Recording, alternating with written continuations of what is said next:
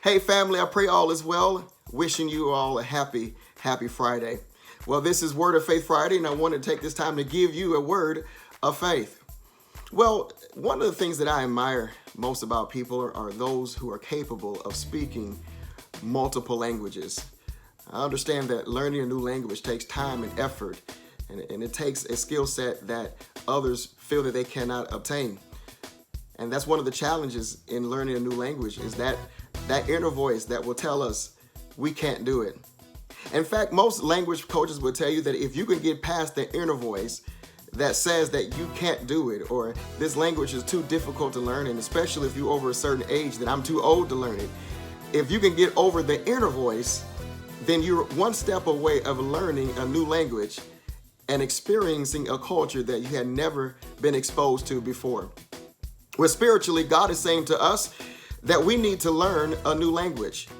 Many times we have been speaking the language of doubt, despair, and defeat. And so the Lord is saying to us that we need to learn the language of the Word of God. So instead of speaking the language of doubt, you have to speak the Word of God. Speak the language of the Bible that tells us to don't throw away our confidence in the Lord, because He will come and not delay.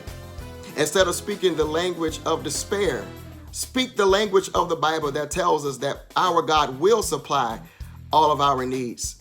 And instead of speaking the language of defeat, now start speaking the language of the word of the Lord, which tells us, if God be for us, then who can be against us?